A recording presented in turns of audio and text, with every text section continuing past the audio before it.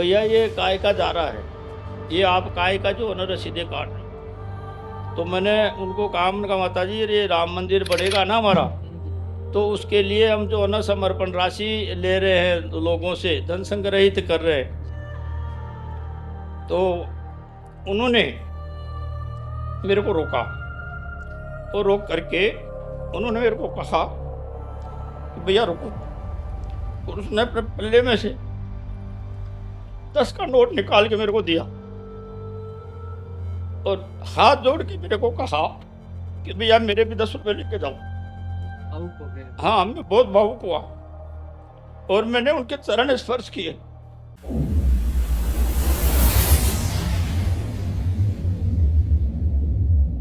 नमस्कार, मैं हूं विवेकानंद शर्मा और आप देखना शुरू कर चुके हैं हमारी खास पेशकश संघ के 100 बरस संघर्ष की 100 कहानियां। जी हां, इस एपिसोड में हम बात करते हैं राष्ट्रीय स्वयंसेवक संघ से जुड़े हुए अलग अलग लोगों से जो संघ के अलग अलग आयामों में अलग अलग गतिविधियों में काम करते हैं और जिनका अनुभव है पुराना, कई दशकों का अनुभव है। उस दौर का संघ कैसा था, आज का संघ कैसा है, क्या अनुभव रहे उनके उस दौर के, और उस समय के प्रचारक, आज के प्रचारक, आज टेक्नोलॉजी का इतना बढ़ता बोलबाला है, इस बीच भी संस्कार निर्माण करने वाली, संस्कार देने वाली ये संस्था कैसे अनवरत एक शताब्दी तक लगातार काम कर रही है और आगे बढ़ रही है। इसी क्रम में आज हमारे साथ चर्चा करने के लिए हैं श्रीमान मधुसूदन जी शर्मा। मधुसूदन जी, आपका बहुत बहुत स्वागत है।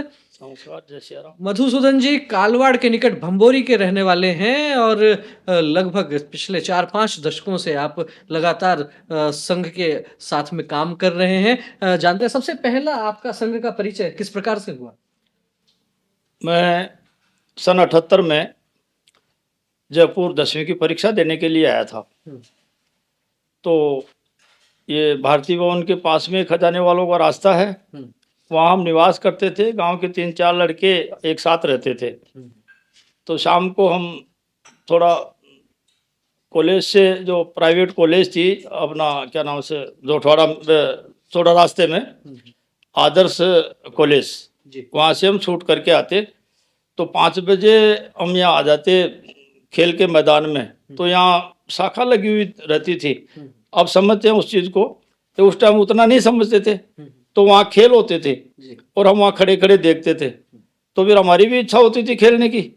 हम भी फिर उनके साथ में जो ना वो थे कार्यकर्ता, उनके साथ में रह करके हम भी खेलते और उनके साथ में काफ़ी आनंद लेते थे। और धीरे धीरे हमारे मन में वहीं से जो है ना संघ का अंकुर जो है ना प्रफुल्लित हुआ। और हम रहे करीब 1-1.5 महीने रहे। तो 1-1.5 महीने जो है ना परीक्षा के दरमियान वहाँ जाते हैं शाम को, और कभी कॉलेज होती नहीं जाते, और हम वहाँ शाखा जाते और बड़ा आनंद। संघ का कोई शिक्षण आपका हुआ, कोई कैंपों में जाना आना हुआ कभी? हाँ, मैंने प्राथमिकी करी और 2014 में मैंने प्राथमिकी करी और 2019 में मैंने जो है ना वो प्रथम वर्ष किया और अभी 2023 में मैंने द्वितीय वर्ष किया। बहुत बाद में जाके ये शिक्षण हुए। इस दौर में सामंजस्य बनाने में, तालमेल बैठाने में कोई तकलीफ तो नहीं हुई? नहीं, तकलीफ नहीं हुई। दरअसल क्या है कि मैं आपसे निवेदन करूं, मैं 1999 में जोठवाड़ा आया। उसके पहले मैं बीच में गांव में ही रहा। गांव का परिवेश था। परिवार में जो है हमारे पिताजी के, हम 6 तो बहनें थी और हम 2 भाई थे। हमारा बड़ा परिवार था और माली हालत थी उस टाइम पे। उतने जो विपरीत परिस्थितियाँ थी, तो पिताजी का हाथ बटाने के लिए हम भी जो है ना काम करते थे। और मेरी ज़्यादा शिक्षा नहीं हुई, मैंने 10वीं की ही जो है ना पढ़ाई करी और उसके बाद में काम धंधे लग गए और परिवार की जो है ना उसमें लग गए। क्या कामकाज आप करते थे आजीविका के हिसाब से? आजीविका के हिसाब से गांव में खेती का काम ही करते थे हम। हमारे पिताजी की खेती थी और गांव में हमारा मंदिर है, मंदिर की सेवा करते थे और गांव में हम खेती का काम करते थे। संघ का जो काम आपने किया, शाखाओं में जाना आना, फिर शाखाओं की जिम्मेदारी, उसके बाद में अभी इस समय प्रौढ़ का काम आप देखते हैं जी। कुछ और संगठनों में भी या कोई गतिविधियों में भी आपका सहभाग रहा? मैं सीधे तरीके से तो संघ में ही जो है ना मैं रहा हूँ। मैं 99 में जोठवाड़ा आया था जी। तो बच्चों की पढ़ाई की वजह से हम जोठवाड़ा आकर के रहे और 99 में जब हम आए तो बच्चे संघ से जो है ना जुड़े, तो बच्चे संघ से जुड़े तो वो जो मेरा बीज लगा हुआ था संघ का सन 78 में, वो मेरा वापस अंकुरित हुआ और मैं 99 में जो है ना वापस संघ में सक्रिय हुआ। लगभग 20 वर्ष का ये जो एक प्रकार से हम कहें कि चिंगारी नीचे थी, थोड़ी सी हाँ। ऊपर राख आ गई थी, हाँ। हवा का झोंका ऐसा आया कि फिर से वो प्रदीप्त हो गई। हाँ, वो बीज लगा हुआ था जी। और वो इतने दिन बाद में फिर वापस अंकुरित हुआ और मेरे मन में वापस वही जो है ना भावनाएं उत्पन्न हुई। और हमारे एक वासुदेव जी शर्मा थे जिनको हम ताऊ जी कहते थे, जी। तो उनका जो है ना मेरे को संघ में लाने में जो है ना योगदान रहा और वो मेरे को बहुत ही मतलब जो है ना उत्साहित करते थे। और जब मैं नहीं जाता था तो सुबह 4 बजे 4:30 बजे आकर के मेरे को जगा लेते थे और मैं धीरे धीरे जाने लग गया शाखा में वापस। और फिर मेरे को शाखा में घटनायक बनाया और सह घटनायक बनाया पहले, फिर घटनायक बनाया जी। फिर थोड़े दिन बाद में मेरे को गण शिक्षक बनाया और समय के चलते चलते फिर मेरे को मुख्य शिक्षक बनाया, फिर मैं कार्यवाह भी रहा जी। और मैं ऐसे कार्यक्रम करते रहे। अभी किस तरह की गतिविधियां रहती हैं? आप जो काम देखते हैं, प्रौढ़ कार्य सह प्रमुख हैं जी। किस तरह का काम रहता है? अभी मैं निवेदन करूं आपको, संघ में 2 आयाम हैं, एक तो संगठन श्रेणी और एक जागरण श्रेणी। तो हम जो है प्रौढ़ 40 साल से ऊपर को जो है ना हम प्रौढ़ की श्रेणी में लेते हैं। 40 से ऊपर वालों को? 40 से ऊपर की। तो प्रौढ़ यानी क्या, तो इसका मैं एक बार थोड़ा सा बता दूं आपको जी। प्रौढ़ यानी क्या, तो संघ में हम प्रौढ़ जो है ना वो तजुर्बेदार जो है ना होते हैं, हमने हाँ अनुभवी जो है वो हमने हमारे 40 साल में जो अनुभव लिए हैं उन अनुभवों को हमारी जो आने वाली पीढ़ी है उसमें शेयर करें और उनमें जागरूकता लाएं। ठीक है। तो ये जागरण श्रेणी का काम है। और संगठन श्रेणी का काम है तो संघ में कार्यकर्ता का निर्माण करना। संगठन श्रेणी कार्यकर्ता का निर्माण करती है और जागरण श्रेणी जो है वो संघ क्या करता है और संघ के विचार समाज में जो है ना वो पहुंचाने का काम जागरण श्रेणी करती है जी। तो हम प्रौढ़ श्रेणी में आते हैं तो प्रौढ़ श्रेणी जागरण श्रेणी में ही आती है। तो इसमें भी है प्रौढ़ है, माननीय संघ चालक जी है, नगर कारवा है, सेवा संपर्क प्रचार है, हमारी गतिविधियां है। सामान्यतः एक प्रकार से सामान्य व्यक्ति ये सोचता है कि आप प्रौढ़ लोगों में काम करते हैं तो सामान्यतः यदि शहरी जनजीवन की बात करें, जितने पार्क दिखते हैं उनमें सुबह शाम बड़ी आयु के लोग घूमने फिरने जाते हैं और उनकी चर्चा का जो विषय है वो 90% चर्चा का विषय आपको मिलेगा राजनीति से जुड़ा हुआ और बाकी जो 10% है उसमें आप 7-8% तक विषय धार्मिक विषय ले सकते हैं जी। ये जो राजनीतिक चर्चाएं इतनी होती हैं उसके बीच आप किस तरह से संघ का विचार वहां तक पहुंचा पाते हैं, कैसी चुनौतियां रहती हैं?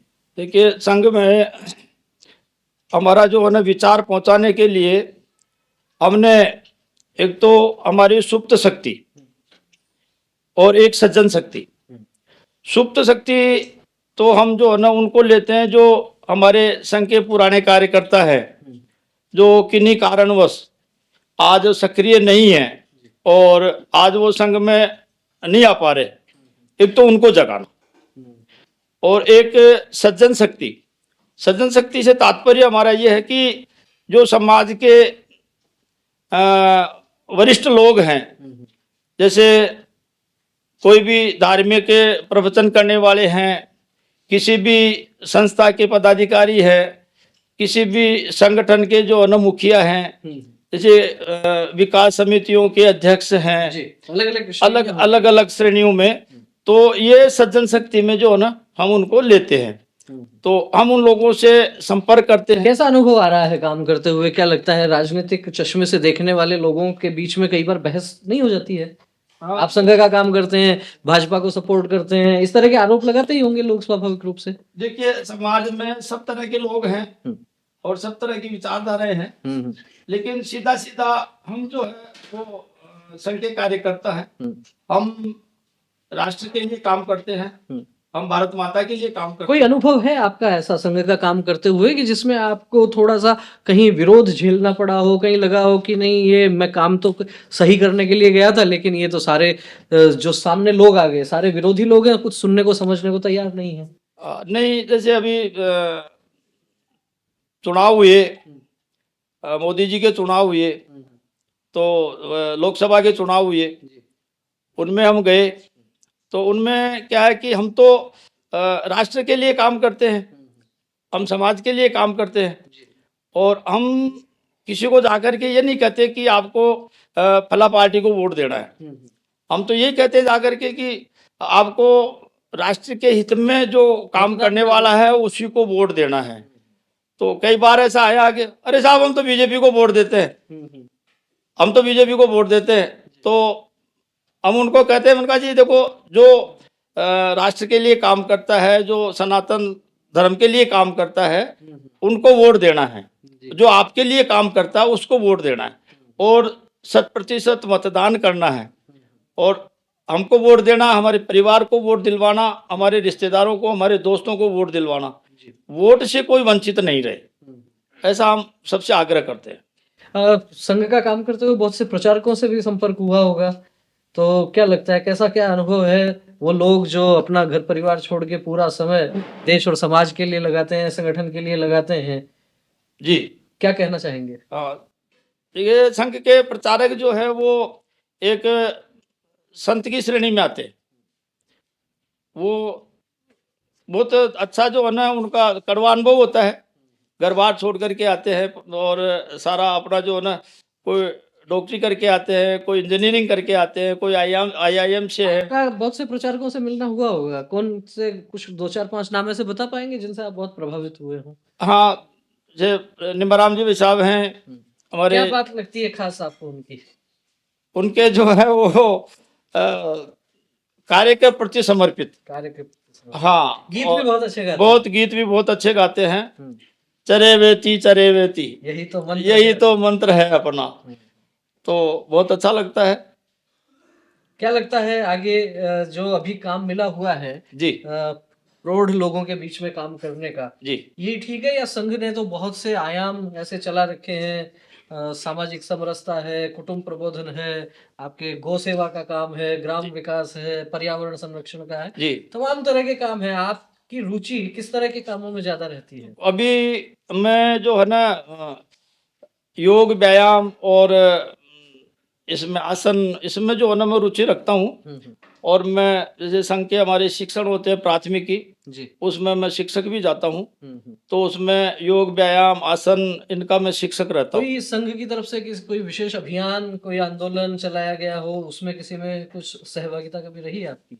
जैसे अभी राम मंदिर का जो है ना वो आया था, राम मंदिर निर्माण के राम लिए मंदिर निर्माण के लिए हमने धन जो है ना संग्रह का जो अभियान धन संग्रह अभियान किया। हाँ, तो उसमें हम जहाँ भी गए, जिस परिवार में भी गए, तो सबने बढ़ चढ़ करके अपने हैसियत से भी ज्यादा देने का जो है ना हमको दिया। और एक तो वाकया मेरे सामने आया, जी। उस वाकया को देख करके मैं खुद भी भावुक हो जाता हूँ। एक बुढ़िया थी, तो वो भिखारी थी। जी। अब वो भीख मांगती थी। तो हम जा रहे थे चंदा का नाम नहीं, समर्पण राशि जो है ना ये एकत्रित करने के लिए हम जा रहे थे। तो उसमें जुलूस के रूप में जा रहे थे, भजन होते जा रहे थे, रामधुनी होती जा रही थी। तो वो माताजी आकर के मेरे से पूछती है कि भैया ये काय का जा रहा है, ये आप काय का जो है ना रसीदे काट रहे हो। तो मैंने उनको कहा, माताजी ये राम मंदिर बनेगा ना हमारा, तो उसके लिए हम जो है ना समर्पण राशि ले रहे हैं, लोगों से धन संग्रहित कर रहे हैं। जी। तो उन्होंने मेरे को रोका, और रोक करके उन्होंने मेरे को कहा कि भैया रुको। और उसने अपने पल्ले में से 10 का नोट निकाल के मेरे को दिया, और हाथ जोड़ के मेरे को कहा कि भैया मेरे भी 10 रुपए लेके जाओ। भावुक हो गए? हाँ, मैं बहुत भावुक हुआ, और मैंने उनके चरण स्पर्श किए। तो ये मेरे को बहुत अच्छा अनुभव। अब जल ले लीजिए, थोड़ा जल पी लीजिए। निश्चित रूप से भव्य राम मंदिर का जो निर्माण हुआ है उसमें किसी ने चाहे करोड़ों रुपए दिए हों, उनका उतना बड़ा महत्व नहीं है जितना महत्व ये जो 10 रुपए दिए गए, जैसा अभी मधुसूदन जी ने बताया, वास्तव में, क्योंकि भगवान जो है वो तो केवल भाव को देखते हैं जी। निश्चित रूप से, और इसी तरह का भाव उस वृद्ध महिला में मधुसूदन जी ने देखा, और ये चर्चा करते हुए आंखें नम हो गई, गला रुंध गया। आप सब देख सकते हैं निश्चित रूप से। बड़ा जोरदार अनुभव आपका ये रहा, और ये ईश्वर का सौभाग्य है कि आप ऐसे अनुभव के साक्षी बने हैं, क्योंकि अभियान और कार्यक्रम तो लगातार चलते रहते हैं, और उनमें हमारी सहभागिता जो होती है, कहीं न कहीं ऐसा लगता है कि संघ आपको इस प्रकार के अवसर देता है कि आप समाज में जाएँ, क्या कुछ आपको देखने को, सुनने को मिलता है। नई पीढ़ी को क्या कुछ कहना चाहेंगे? नई पीढ़ी को मैं यही कहना चाहूँगा कि ज़्यादा से ज़्यादा जो है ना वो संघ की शाखाओं में आएँ, और माताओं बहनों से भी मैं यही कहना चाहूँगा कि अपने बच्चों को संघ की शाखाओं में भेजें, क्योंकि संघ की शाखा एक व्यक्ति निर्माण का जो है ना कार्य करती है, और संघ की शाखा में व्यक्ति का निर्माण होता है। इसमें शारीरिक, मानसिक, बौद्धिक, चारित्रिक, सांस्कृतिक हर तरीके से मानव निर्माण होता है। ये मानव निर्माण की एक फैक्ट्री है आरएसएस। तो निश्चित रूप से समझा जा सकता है कि मधुसूदन जी ने जो अनुभव साझा किए, खासतौर पर राम मंदिर वाला, तो बहुत ही मार्मिक इन्होंने अनुभव हम सबके साथ में साझा किया, और साथ ही युवाओं से इन्होंने ये भी कहा कि संघ जो है वो व्यक्तित्व निर्माण की पाठशाला है, और नई पीढ़ी को, नए युवाओं को, नए बच्चों को उसमें अवश्य जाना चाहिए, क्योंकि केवल आप पढ़कर संघ को नहीं समझ सकते, आपको वहाँ भीतर जाना ही पड़ेगा, तभी आपको समझ में आएगा कि क्या व्यवहार रहता है, क्या कार्य पद्धति है, किस प्रकार की, जैसा मैंने एक एपिसोड में पहले चर्चा भी की थी कि अंधे व्यक्ति के सामने यदि हाथी को खड़ा कर दिया जाए तो वो जैसा स्पर्श करेगा उसको लगेगा कि हाथी ऐसा है। ठीक संघ के साथ भी उसी प्रकार की परिस्थिति होती है। इसलिए यदि समझना है तो कार्यकर्ताओं को देखिए, क्योंकि संघ क्या है, संघ एक विचार है, और वो विचार कार्यकर्ताओं के माध्यम से परिलक्षित होता है। समय की अपनी सीमा है, मधुसूदन जी, क्या कुछ संदेश देना चाहेंगे हमारे दर्शकों के लिए?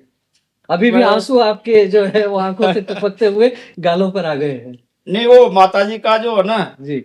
सीन मेरे सामने घूम रहा था, और मैं माताजी को जो है ना धन्यवाद देना चाहूँगा, और मैं सबको यही आदेश वो देना चाहूँगा कि जो पुराने कार्यकर्ता हैं हाँ, उनको भी साथ लेना चाहिए, उनको भी जो है ना आगे आना चाहिए, और नई पीढ़ी को अपने जो है ना जो अनुभव हैं हाँ, वो उनको नई पीढ़ी को बताएं, और संस्कृति के बारे में बताएं, जी, हमारे विरासत के बारे में बताएं, जी। तभी ये जो है ना हमारी संस्कृति जीवित रहेगी। मधुसूदन जी, आपने हमारे से चर्चा की, आपने इतना समय दिया, और बहुत ही भावुक और मार्मिक आपने जो है वो विषय भी हमारे समक्ष रखा। आपको बहुत बहुत धन्यवाद। और निश्चित रूप से समझा जा सकता है कि ये मधुसूदन जी एक प्रतीक हो सकते हैं आपके इस प्रकार के अनुभवों के, इस प्रकार के संस्मरण। ये इस तरह के संस्मरण गांव गांव, ढाणी ढाणी, शहर शहर, डगर डगर, बस्ती बस्ती में आपको देखने को मिलेंगे, जब आप जाकर संघ के पुराने कार्यकर्ताओं से बात करेंगे, जब पुराने कार्यकर्ताओं का मन टटोलेंगे, तो पता नहीं कितने भाव उमड़ेंगे। उथल पुथल उत्ताल लहर न केवल सागर में आती है, अपितु एक छोटा सागर मानव के मन के भीतर भी रहता है, और वो जब हिलोरे लेता है तो फिर आंखों से नीर को कोई रोक नहीं सकता। निश्चित रूप से संवेदनशीलता ये मानव का एक बड़ा गुण है, और इस पूरे एपिसोड में हमने उसके साक्षात दर्शन भी किए। बहरहाल, ये एपिसोड आपको कैसा लगा, ये चर्चा कैसी लगी, कमेंट करके हमें अवश्य अवगत करवाएं। वीडियो अच्छा लगा हो तो इसे लाइक करें, अधिक से अधिक लोगों तक शेयर करें। संघ के इसी प्रकार के अनसुने किस्से जानने के लिए जुड़े रहिए हमारे साथ। फिर मिलेंगे एक नई शख्सियत के साथ, एक नए विचार के साथ, कुछ नए किस्से कहानियों के साथ। तब तक बने रहिए हमारे साथ। बहुत बहुत धन्यवाद। नमस्कार।